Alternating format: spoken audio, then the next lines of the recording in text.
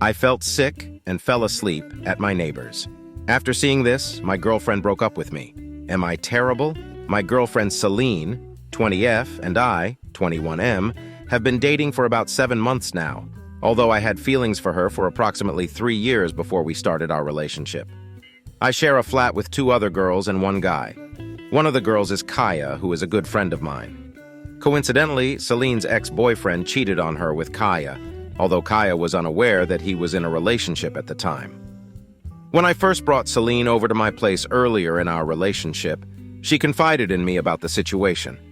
Realizing the potential for complications, I asked Celine if this was a deal-breaker for her. She said she wasn't sure, acknowledging that Kaya hadn't known she was facilitating cheating. The next day, Celine told me she had thought it over and held no resentment towards Kaya, but felt insecure and uneasy about us living in the same house. We decided to continue our relationship and established some boundaries. One of these boundaries was that Kaya and I would no longer sleep over in each other's rooms. We used to have movie nights on Fridays in Kaya's room, as it was the only room with a TV, and sometimes I would fall asleep there. Everything was purely platonic, and I made sure to inform Celine about this. Fast forward to the present, our relationship feels like a fairy tale. Being with Celine is amazing. However, my exams are approaching, and because I am terribly underprepared, I needed to focus intensely on my studies. I told Celine that I would need to be somewhat selfish and wouldn't be able to spend much time with her or communicate frequently until my exams were over. For the past 3 weeks, my routine has been grueling. Waking up, spending the entire day and night at the library, coming home to sleep for about 5 to 6 hours, and then heading back to study again. This routine is exhausting, making me feel like a zombie, but I have a lot of material to catch up on and very little time. I must admit that I haven't been in frequent contact with Celine during this period. We only talked twice on FaceTime and texted very little. She tried initiating conversations, but I had my phone shut off while studying and only replied when I left the library. During our second call, she expressed that she felt neglected, and it was really starting to affect her. She mentioned that she wanted to spend some time together. I apologized, told her that I missed her too, and invited her to come over and spend the night. However, she arrived about an hour later than expected, and by that time, I had already fallen asleep. She still stayed the night, but the next morning it was evident that she was upset that I had fallen asleep. 3 days ago, I got really sick. I threw up at the library and asked Kaya to come pick me up because my other roommates were out of town, and Celine would have taken too long to get there. When I got into bed, I threw up all over my sheets. At this point, my memory becomes foggy. I was very drowsy and not thinking clearly. Instead of cleaning up and setting new sheets, I texted Celine, telling her that I was very sick, had vomited all over my bed, and asked if I could sleep over at her place. I received no reply, so I went downstairs and slept on the couch. When I woke up the next morning, I found myself asleep on Kaya's bed, shirtless. I had no recollection of how I got there. Celine came to check up on me and walked in on me in this state. This was when I woke up, and Celine was very upset. She yelled, "How could you?" and left before I had a chance to explain anything. Kaya later told me that she had seen me asleep on the couch and offered to let me sleep on her bed instead. I have no memory of this. She also mentioned that I probably took my shirt off because I felt hot at some point during the night. Kaya assured me that she slept on the couch and we did not share the bed. I've been trying to reach out to Celine, but she has blocked my number, WhatsApp, and Instagram. We have 2 mutual friends, but neither of them has replied to any of my texts. My fever subsided last night, so I went to Celine's place to clarify the situation, but her roommate said she wasn't going to talk and made me leave. This whole situation feels horrible. I love the relationship that I have, or had, with Celine, and the thought that it might be over makes me feel extremely distraught. Reflecting on how I've been recently, I realize that much of the blame falls on me. My exams aren't an excuse to completely shut myself out of my relationship. I need to work on balancing life and studies simultaneously. Besides her finding me asleep on Kaya's bed, Celine probably had a lot of pent-up animosity and frustration from the past 3 weeks of minimal contact. It's painful knowing that my unnecessary decisions have likely cost me a great person in my life. Had I put in more effort, things might have been different. Update. The reason I'm posting this is because I saw Celine for the final time a couple of days ago, and I also want to clear the air on some matters. To keep track of time, let's call day 1 the day Celine broke up with me. Day 4 was when my initial post was published. I sat for my final exam on day 7 and didn't actually check up on the post until day 8. I was very, very shocked reading the comments. To be blatantly honest, I wasn't expecting like 1,000 people calling me a huge bellend. I knew I made a mistake, but in my head, I thought I was a good person. You know how you just kind of perceive yourself to always try and do things with good intentions, so you think you can't ever be a bad person? I don't know if that makes sense. But reading the post opened up my perspective and made me realize that the relationship was not salvageable. And it also gave me depth on the hurt I caused Celine. I shattered her trust completely, and was just not a good boyfriend for an entire month leading up to the breakup. So, I just didn't contact her. As I'll mention later on, I was not in a good headspace and distanced myself because I was an even bigger ass than I let on previously. On day 12, she messaged me to ask for her iPad back. She'd let me borrow it for my notes. We last met on day 15 when she came to collect it, among other things. We were both silent the whole time she was there, which must have only been like 5 minutes or so. She returned some of my stuff I'd left in her apartment, and when she was about to leave, I told her I was sorry. She said okay. I said I never meant to hurt her. She, again, just said okay. I figured nothing I could say was the right thing at this point, and we said goodbye. So like I said, the very expected outcome occurred. I can't lie and say that I'm instantaneously a better person now. I'm not. I want to be better, but I can't become a better person in a couple of weeks and will need to really work on my character in general. As for Celine, I can only just pray and wish for the best for her. I'm going to answer some of the main questions that people had. I never went into the full depth of the story because there is a lot of context behind it all, and I just never expected the post to reach so many people. Was Kaya aware of Celine's boundaries? Yes, she was. I informed her on the same day that Celine and I discussed our boundaries. Kaya appeared to be very understanding, and we both maintained our distance from each other since then. How did you pass out from vomiting? It was due to dehydration. On the first day, I went to the hospital at noon because my condition wasn't improving. I had a temperature of 104 degrees, and a blood test revealed severe dehydration, so they put me on an IV drip. I didn't mention any of this earlier because I never anticipated it would be criticized and thought that describing myself as very ill would be sufficient in my previous post. Why do I need to study so hard? This question requires a lot of context, which I'll provide now. I'm Indian, and my father is very much like the strict Indian dads often portrayed in movies. Imagine every Indian dad stereotype, and you'll get my dad. He's in the military and is as strict as you can imagine. He tried to force me to join the army, but I wanted to pursue a career in computer science. This caused a significant rift between us. I moved from India to the UK for my studies, and one of the only reasons he agreed to pay for my tuition was because A, the university I got into is prestigious, which pleased him, and B, he could monitor my grades and use this as leverage to make me study harder. In my first year, I didn't do very well. I finished with an average grade of 63%, which, although around the median score, upset my dad a lot. He got extremely physical, hitting me in the face a few times, and I ended up with some bruises. He also threatened to stop paying for my final year if I didn't achieve an average of 70% this year, which would mean that the 2 years I've spent here would go to waste. As an international student, I can't get a loan either. Additionally, I performed poorly on my summatives earlier this year. I scored 41 on an exam worth 13% of my entire grade, and 52 and 59 on 2 others worth 6% each. Celine knows everything about my dad.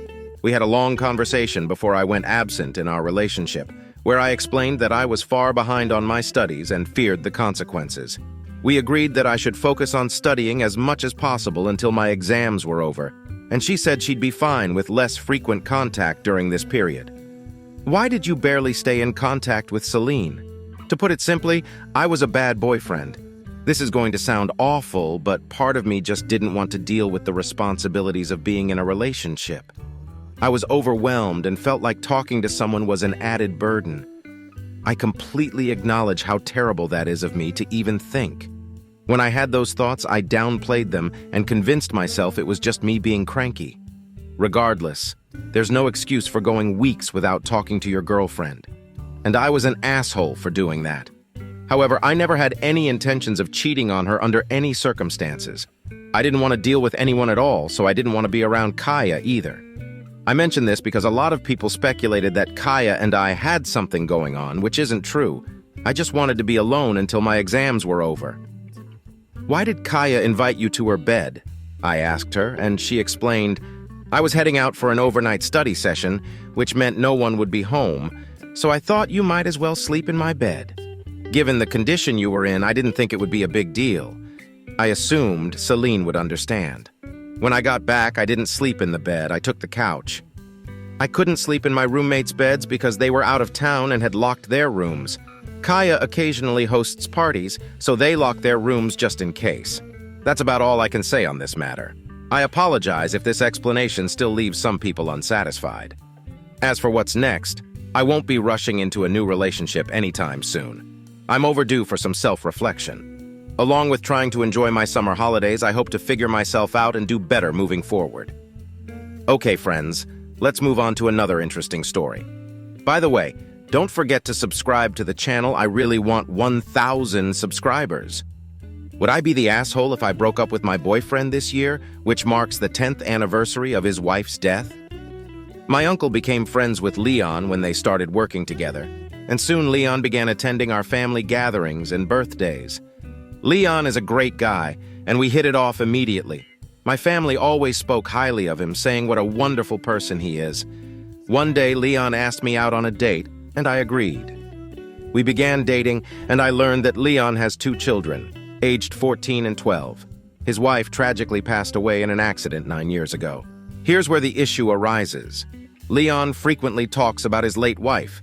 While it might sound harsh to complain about this, it's not out of jealousy, but rather discomfort. He brings her up during our intimate moments, like after we've been intimate or while we're on a date.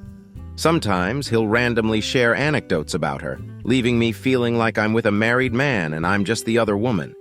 I don't ask for much, just a date where it's just the 2 of us, without feeling like I'm competing with his past. Leon sees a psychologist and claims he's working through his grief, but I have my doubts.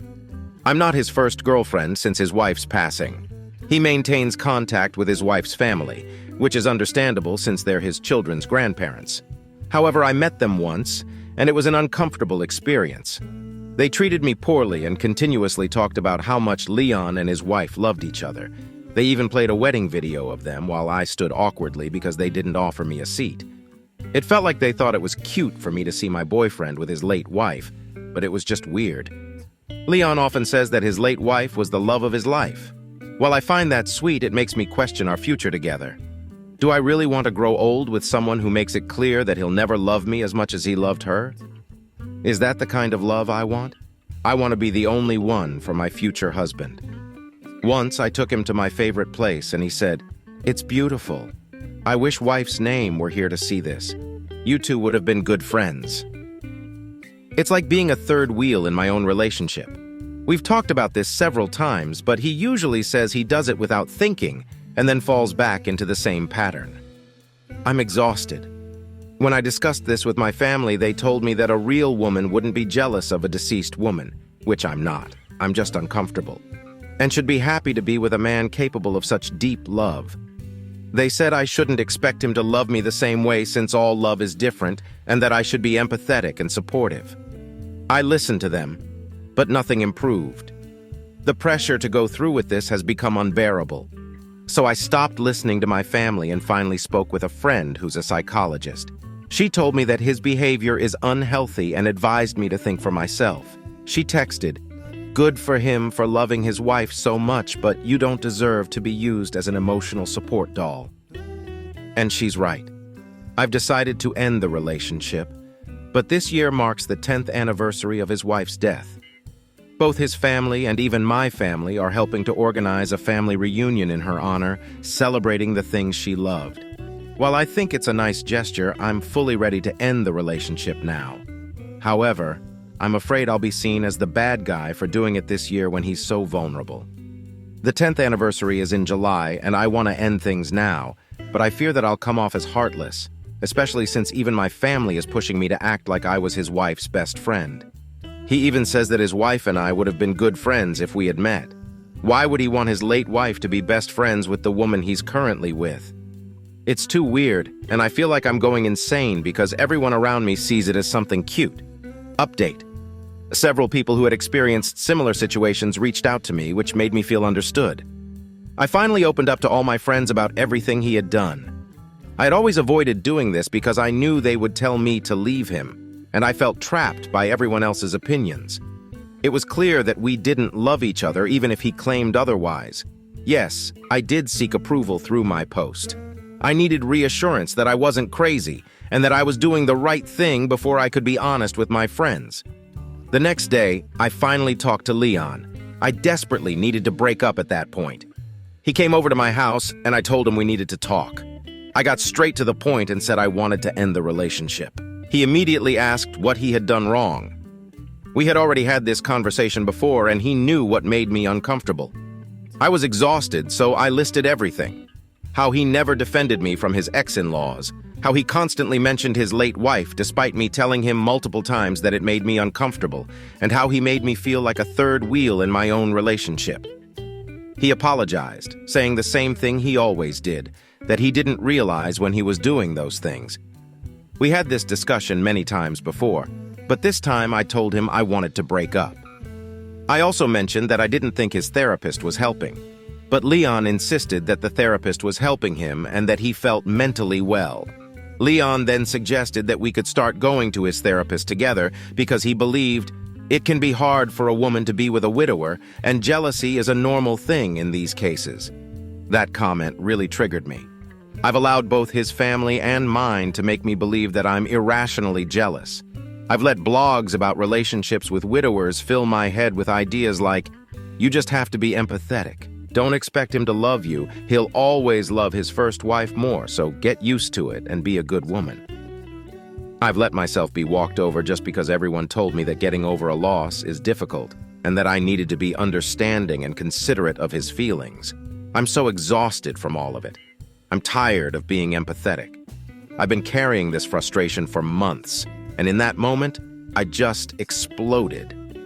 We yelled at each other and said a lot of things, but in the end, he still believed that I was wrong and just jealous. He said I clearly wasn't ready to date a widower and compared me to his ex. I called him a hypocrite, pointing out that while he badmouthed his ex-girlfriend, he probably treated her the same way he treated me, using us to fill a void and treating us like sex dolls. None of what I said seemed to register with him because he left my house saying I was just jealous of a ghost and had disappointed him. I'm fed up and furious as I write this.